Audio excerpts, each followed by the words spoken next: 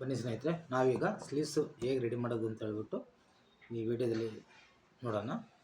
ನಾನು ಈಗ ಸ್ಲೀವ್ಸನ್ನು 1/2 inch ಮಾರ್ಜಿನನ್ನು fold ಮಾಡ್ಕೊಂಡಿದ್ದೀನಿ. ಈ ರೀತಿ 1/2 ಇಂಚ್ ಫೋಲ್ಡ್ ಮಾಡ್ಕೊಂಡಿದ್ದೀನಿ. ಈಗ ನಾವು ಮೇನ್ ಪೀಸ್ಗೆ ಅಟ್ಯಾಚ್ ಮಾಡೋಣ. ಹಂಚಿರೋದ್ರಿಂದ ಲೈನಿಂಗನ್ನು ಮೇಲೆ ಇಟ್ಟು ಒಂದು ಹೊಲಿಗೆಯನ್ನು ಹಾಕ್ತಾ ಹೋಗೋಣ. ಈ ರೀತಿ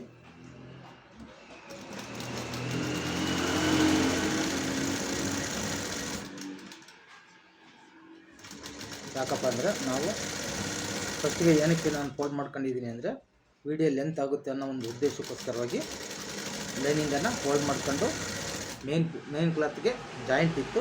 ಆ ಜಾಯಿಂಟನ್ನು ಸಹ ನಾನು ಅಟ್ಯಾಚ್ ಮಾಡ್ಕೊಂಡು ಇಟ್ಕೊಂಡಿದ್ದೆ. ಈಗ ನಾನು ಸ್ಟಿಚ್ ಹಾಕೋದನ್ನ ತೋರಿಸ್ತಾ ಇದ್ದೀನಿ ಸ್ನೇಹಿತರೆ. ಈಗ ಮೇಲೆ ಒಂದು ಹೊಲಿಗೆ ಹಾಕ್ತಾ ಹೋಗೋಣ.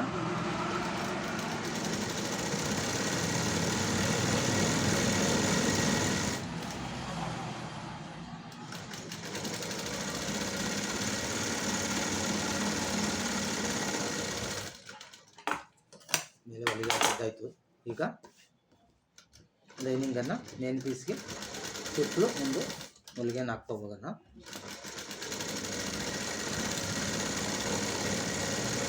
ನೀವು ಸಹ ಇದೇ ರೀತಿ ನೀಟಾಗಿ ಲೈನಿಂಗ್ ಅಟ್ಯಾಚ್ ಮಾಡ್ಕೊಂಡ್ರೆ ಸ್ಲೀವ್ಸು ಎಲ್ಲಿ ರಿಂಕಲ್ ಬರೋದು ಅನ್ನೋದು ನನ್ನ ಉದ್ದೇಶ ಸ್ನೇಹಿತರೆ. ಹೀಗೆ ನೀಟ್ನೆಸ್ ಇರುತ್ತೆ ನೋಡಿ. ಹೀಗೆ ನಾವು ಮೇನ್ ಕ್ಲಾತನ್ನು ಜಾಸ್ತಿ ಇರೋದನ್ನ ಕಟ್ ಮಾಡಿರೋದನ್ನು. ನಾನು ಈ ವಿಡಿಯೋ ನೋಡ್ತಿರೋರು ನನ್ನ ಯೂಟ್ಯೂಬನ್ನು ಸಬ್ಸ್ಕ್ರೈಬ್ ಮಾಡಿ,